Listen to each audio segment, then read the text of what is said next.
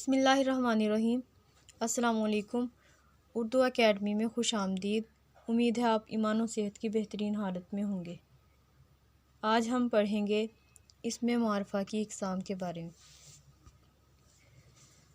اسم معرفہ کسی خاص شخص، جگہ یا چیز کے نام کو اسم معرفہ کہتے ہیں۔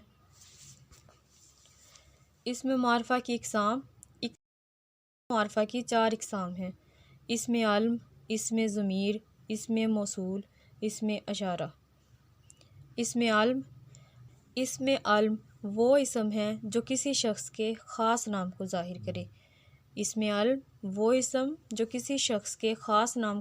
کرے۔ یعنی وہ خاص نام جو مختلف اشخاص کی پہچان کے لیے بولے جائیں اسم علم کہلائیں گے، جیسے سید الشہداء، قائد اعظم، حالی، ابن مریم، شاعر مشرق، شمس العلماء وغیرہ۔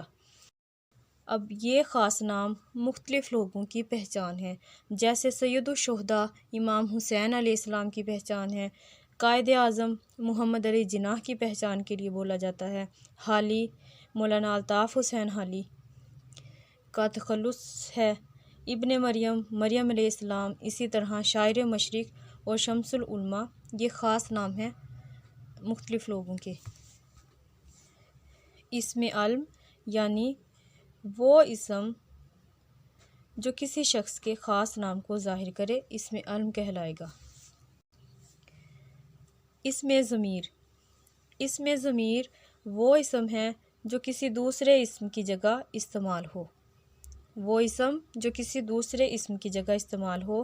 ایسے الفاظ یا لفظ جو دوسرے اسم کی جگہ استعمال ہوں اسماء ضمیر کہلائیں گے، جیسے تو، تم، آپ، وہ، اس، میرے وغیرہ اسم ضمیر ہیں۔ مثال: اسلم آیا، اس نے سبق پڑھا اور وہ چلا گیا۔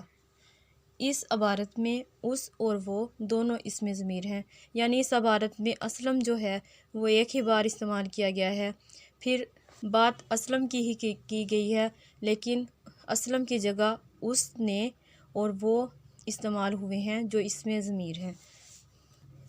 ایک اور مثال سے وضاحت کرتی ہوں۔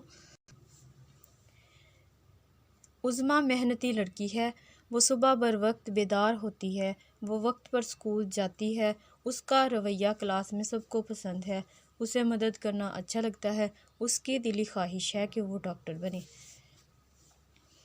اس پیراگراف میں عظمیٰ کا نام صرف ایک مرتبہ آیا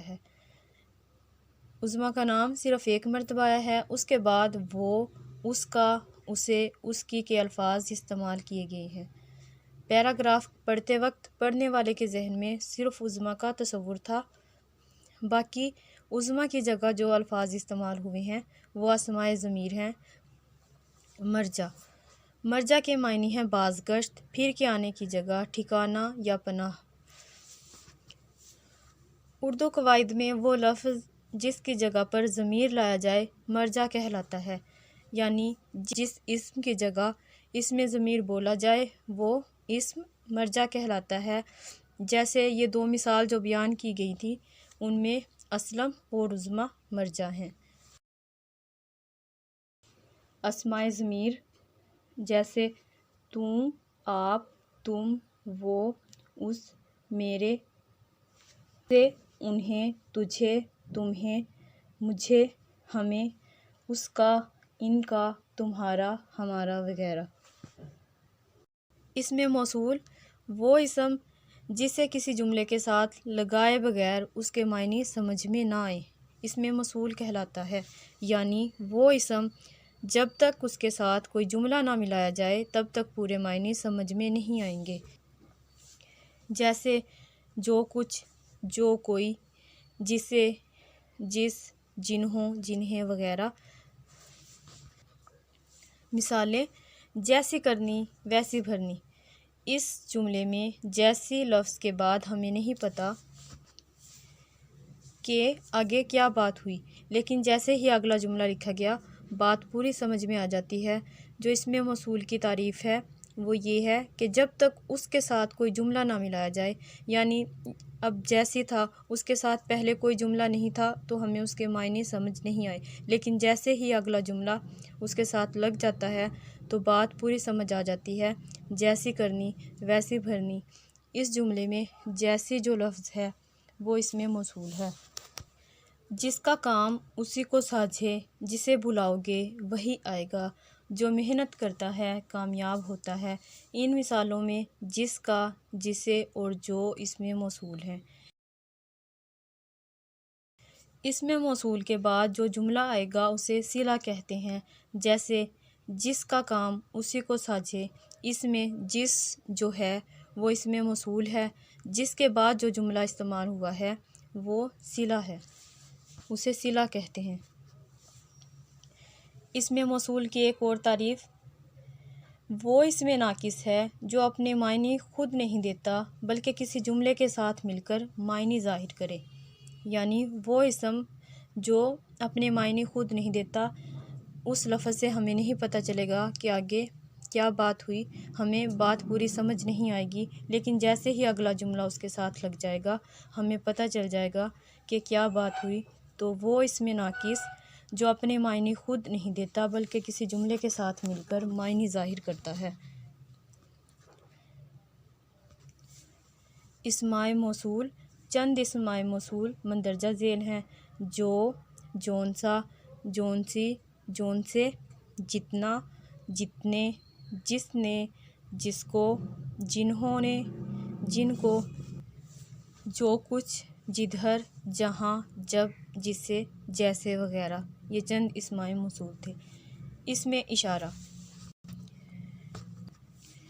اس میں اشارہ ایسا اسم جو کسی چیز، شخص یا جگہ کی طرف اشارہ کرنے کے لیے استعمال ہو، اس میں اشارہ کہلاتا ہے، یعنی وہ اسم جس سے کسی چیز کی طرف اشارہ کیا جائے اس میں اشارہ کہلائے گا، جیسے یہ لڑکا، وہ عورت وغیرہ۔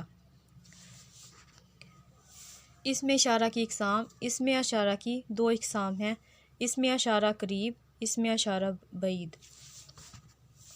اس میں اشارہ قریب وہ اسم جو نزدیک کی چیزوں کے لیے استعمال ہو، اس میں اشارہ قریب کہلاتا ہے، جیسے یہ میرا گھر ہے، یہ میرا کمپیوٹر ہے۔ اس جملے میں یہ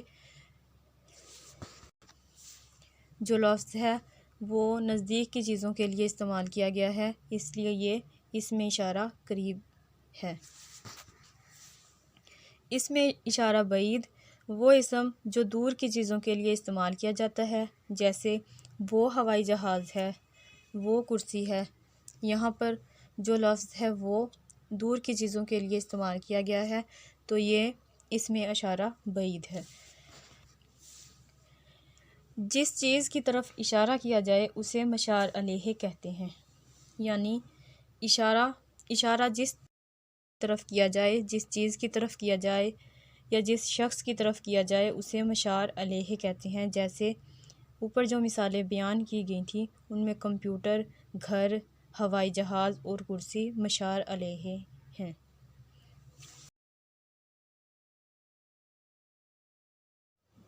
ایک بار ریوائز کر دیتی ہوں۔ اس میں معرفہ کی 4 اقسام ہیں: اس میں علم، اس میں ضمیر، اس میں موصول، اس میں اشارہ۔ اس میں علم وہ اسم جو کسی شخص کے خاص نام کو ظاہر کرے، اس میں علم کہلاتا ہے۔ اس میں ضمیر وہ اسم جو کسی دوسرے اسم کی جگہ استعمال ہو، اس میں ضمیر کہلاتا ہے۔ اس میں موصول وہ اسم جب تک اس کے ساتھ کوئی جملہ نہ ملایا جائے بات پوری سمجھ نہیں آئے گی۔ اس میں اشارہ وہ اسم جو کسی شخص، جگہ یا چیز کی طرف اشارہ کرے، اس میں اشارہ کہلائے گا۔